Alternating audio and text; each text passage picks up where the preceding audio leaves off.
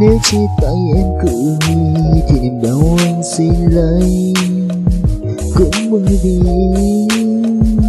mong em được vui, và nếu em lại trở về, làm sao anh có thể quên nỗi đau em đã trao. Đã bao đêm trôi qua chỉ có niềm đau và nước mắt, không cách nào giữ được em, chỉ biết ngồi lau dòng nước mắt.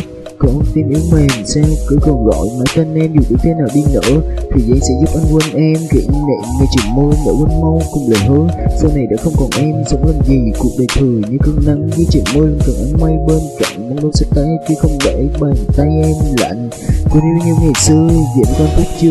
Lúc đó là chỉ còn nguyện sẽ không cho con được một chút mưa. Sẽ có phải những màu mang em về những lúc xưa, nhưng mà không có đâu em hay nên đừng nghĩ kế chi đêm xa. Đôi chân cảm giác cô đơn chỉ mà anh thấu khi đêm qua, để rồi yêu dấu sẽ trong nhà khi mà em nắm tay em về cùng đi về chương trình mới. Tôi sẽ hạnh phúc đến mai sau, thì đến nơi đâu nỗi buồn sẽ vơi mau.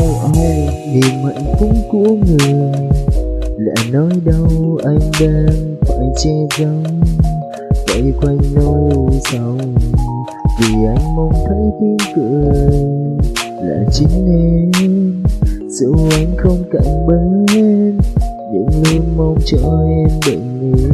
Nếu chia tay em cười thì niềm đau anh xin lấy.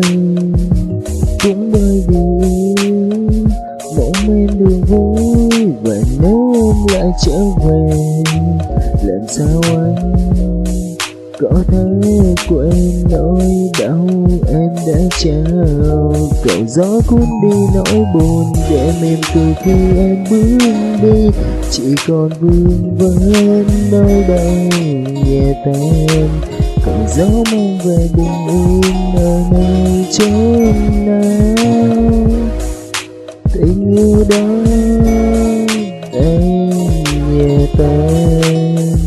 Nếu nụ cười trên đôi môi là giọt nước mắt ai rơi vào phút nắm chặt tay em, anh không nói được nên lời. Kỷ niệm dưới trời mưa em vẫn còn nhớ hay để quên, biết gì mùa đông lạnh giá anh sẽ không có em kề bên, nhưng đó cũng chỉ là một điều ước mà thôi, chỉ là điều ước mà tôi đã âm thầm cất giữ được bấy lâu nay trong đáy tim.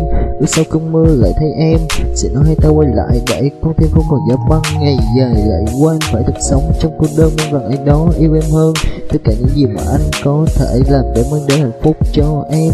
Dù giọt nước mắt sau cơn mưa vẫn còn rơi rớt trên đôi mây, ngày mai bên người ta anh xin em đừng giữ lại những ký ức của chúng ta giống như chưa từng tồn tại, giấu hết những nỗi đau từ sâu trong đáy tim, để ngày mai anh nhẹ bước về một nơi không có em.